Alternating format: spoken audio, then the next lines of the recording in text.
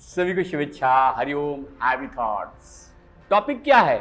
मन के 7 action plan, जो एक्शन प्लान हमारे लाइफ को चेंज कर सकते हैं, सभी रोगों से मुक्त कर सकते हैं, बहुत सारा टैलेंट हमारे अंदर ला सकते हैं। ऐसे मन के 7 एक्शन प्लान हैं। स्वामी स्वात्माराम जी ने मन के 7वें एक्शन प्लान पर जाकर हठ प्रतिपिका ग्रंथ इस संसार को दिया है। ऐसा ग्रंथ है जो जीवन को सफलता की ओर ले जा सकता है। अभी तक चैनल को सब्सक्राइब नहीं किया, चैनल को सब्सक्राइब करें और वीडियो पर अंत तक बने रहे। तो पहला होना चाहिए शुभेच्छा। शुभेच्छा यानी क्या है? शुभ की इच्छा शुभेच्छा कहलाता है। उदाहरण के द्वारा, अगर हमारे मन में इच्छा है योग करने की तो शुभेच्छा है। अगर हमारे मन में इच्छा है डाइट फॉलो करने की तो शुभेच्छा है, शुभ इच्छा।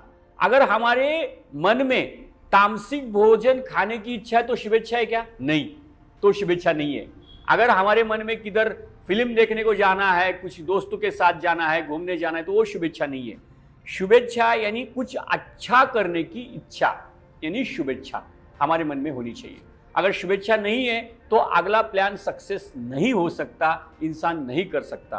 किसी को योग करने की इच्छा है, शुभेच्छा है, तो कंटिन्यूसली वो लाइफ तक योग करता है, अपने जीवन में रूपांतरण करता है। और जिसके मन में शुभेच्छा नहीं है वो योग तो ज्वाइन करता है, दूसरों ने कहा, पत्नी ने कहा, पति ने कहा, इसलिए किया ज्वाइन, और 4 दिन किया, 2 दिन छुट्टी, 4 दिन किया, 1 दिन छुट्टी, और फिर वो कंटिन्यू नहीं होता है और फिर उन्हें लाभ नहीं होता है। कोई भी काम करना है अच्छा तो मन में शुभेच्छा होनी आवश्यक है। दूसरा है चिंतन, विचारना। विचारना यानी चिंतन। हमें हमेशा मननशील रहना चाहिए, मनन करना चाहिए। मनन नहीं हुआ तो हीरे भी, हमारे गुरुजी कहते हैं, कोयले समझकर इंसान फेंक देता है। चिंतन करने से हीरे का महत्व इंसान को समझ में आता है। जब भी कोई टीवी देखे, सीरियल देखे, कोई कहता है ठंडा मतलब कोका कोला, चिंतन हो जाए, ये कोका कोला पीने से क्या मुझे ठंडा अच्छा लगेगा? नहीं, वो बर्बादी का कारण है। तो हमेशा मननशील रहना चाहिए। मेरी जो दिन भर की दिनचर्या है तो मनन करना चाहिए कि ये दिनचर्या मुझे स्वास्थ्य की ओर ले जा रही है या बीमारी की ओर ले जा रही है। ये दूसरा है, हमेशा हमें 10-15 मिनट एक जगह बैठकर मनन करना है, चिंतन करना है। चिंतन अगर नहीं करेंगे हम तो हम चिंता हमें पकड़ लेगी, और चिंता पकड़ लेगी तो चिंता ऐसी रागिनी काट कलेजा खाए, वैद्य बेचारा क्या करे, कब तक दवा लगाए।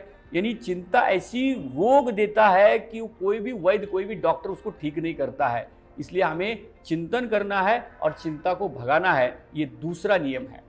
तीसरा है तनु मानसा। तनु मानसा यानी हमारे अंदर कुछ ना कुछ एक लक्ष्य होना चाहिए, और वो लक्ष्य ऐसा होना चाहिए जो लक्ष्य प्राप्त करके हमने किसी पशु पक्षियों को, प्राणियों को, पेड़ पौधों को तकलीफ नहीं होनी चाहिए। ऐसा लक्ष्य, ऐसा लक्ष्य किसी को परेशान करके हमें प्राप्त नहीं करना है, सभी को सुखी रख के प्राप्त करना है। ऐसा लक्ष्य जो हमारे परिवार को दुख ना दे, हमारे स्वास्थ्य को ना बिगाड़े, ऐसा लक्ष्य, वातावरण को दूषित ना करे, ऐसा लक्ष्य। कोई तो एक ऐसा लक्ष्य होना चाहिए, तो उस लक्ष्य के प्रति हमारी अट्रैक्शन बढ़नी चाहिए। चौथा मन का एक्शन प्लान सत्वपत्ति। सत्वपत्ति यानी अहम ब्रह्मस्मि, यानी कि ब्रह्मांड में जो कुछ भी है वो मेरे अंदर है। शिव छत्रपति शिवाजी महाराज, संत ज्ञानेश्वर माऊली, संत तुकाराम माऊली, इतने बड़े बड़े संत जो कुछ कर सकते हैं वो मैं भी कर सकता हूँ, यह विचार हमारे अंदर आना चाहिए।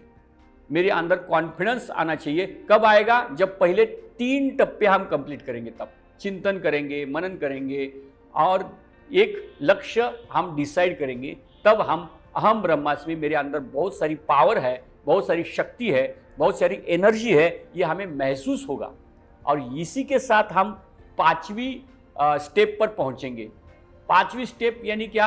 आसन शक्ति। आसन शक्ति यानी क्या? अहम ब्रह्मास्मि, मेरे अंदर समस्त शक्तियां है, समस्त ब्रह्मांड है।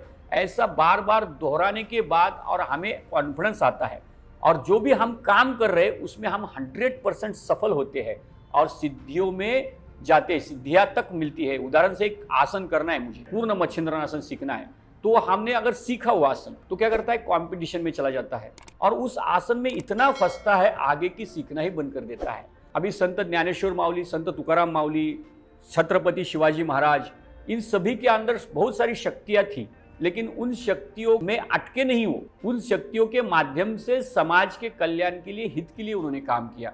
उसी प्रकार चौथे में महर्षि बताते हैं कि आपको कई सारी शक्तियां मिलेगी ये 3 प्लान करने के बाद, तो उस शक्तियों में अटकना नहीं है, उसके आगे चलने की अभ्यास करना है, कोशिश करनी है। छठवा क्या है? परार्थ भावनी। तो ये लक्ष्य जो हमने डिसाइड किया ना, उस लक्ष्य के अलावा हमें कुछ नहीं दिखता है, बस लक्ष्य लक्ष्य लक्ष्य लक्ष्य, उठते लक्ष्य, बैठते लक्ष्य, घूमते लक्ष्य, चलते लक्ष्य, लक्ष्य लक्ष्य लक्ष्य, लक्ष्य के अलावा कुछ दिखता ही नहीं है। ये छठवीं अवस्था है। जैसे एक योगी इंसान है, योग करता है, वो जहां भी जाता है योग का विषय, जहां भी जाता है, समझो स्वामी रामदेव जी महाराज है, अगर वो कहीं पे भी गए, किसी के घर में गए, किसी के मेहमान के घर में गए, किसी देश में गए, कहीं पे गए, कौन सा विषय निकालेंगे? योग का विषय निकालेंगे। जहां भी जाए योग योग योग योग योग, उसको योग के अलावा कुछ दिखता ही नहीं है, क्योंकि वो योग से एकरूप हुए हैं। उसी प्रकार जो भी हमने जीवन में लक्ष्य धारण किया है, उस लक्ष्य के अलावा हमें कुछ दिखता ही नहीं है। ये है छठवीं अवस्था मन की, और छठवीं एक्शन प्लान, यानी मन उस अवस्था में चला जाता है। और सातवां है तुरिया। तुरिया यानी क्या? कि समाधि की उच्चतम अवस्था। समाधि यानी क्या? सम के अधीन जाना, ना कोई बड़ा है, ना कोई छोटा है, ना कोई अमीर है, ना कोई गरीब है, सबके समभाव में रहकर समाधि को देखने की अवस्था। यानी एक समाधि 2 प्रकार की होती है। देखो, एक इंसान सो गया तो सुबह उठ गया, सुबह उठने तक उसको क्या याद आया? कुछ नहीं याद आया, सो गया, समाधि में गया। लेकिन जागृत अवस्था में आंखें बंद करके या आंखें खोल के भी हमें किसी चीज का अट्रैक्शन तो नहीं है, सब अंतर्मन से आंतरिक शक्ति सारी जागृति से देख रही है। उस अवस्था को समाधि अवस्था कहते, तुरिया अवस्था कहते। समाधि से भी वो बड़ी अवस्था है, सम के अधीन जाने के स्थिति को देखने वाली अवस्था। उस अवस्था तक पहुंचने के लिए हमें पहली अवस्था प्राप्त करनी होगी। पहले शुभेच्छा मन में लागनी होगी, फिर विचारना, चिंतन करना होगा, तनु मानसा सत्य के माध्यम से एक लक्ष्य ढूंढना होगा, सत्वपत्ति, मेरे अंदर बहुत सारी शक्तियां हैं, ये हमें समझना होगा। आसन शक्ति, उस शक्तियों में फंसना नहीं है, परार्थ भावनी, और उस जो भी हमने लक्ष्य लिया है उस लक्ष्य के साथ एकरूप रहना है। तब इतना होने के बाद वो अवस्था आएगी। तो हमें आज शुरुआत करनी है शुभेच्छा से। आज हमें योग शुरू करना है, प्राणायाम शुरू करना है, मेडिटेशन शुरू करना है, एक लक्ष्य लेकर। तो वीडियो अगर अच्छा लगा है हमें, तो वीडियो को लाइक करें और दोस्तों को अपने शेयर करें। चैनल को अभी तक सब्सक्राइब नहीं किया, चैनल को सब्सक्राइब करें। धन्यवाद। हरिओम। Happy thoughts.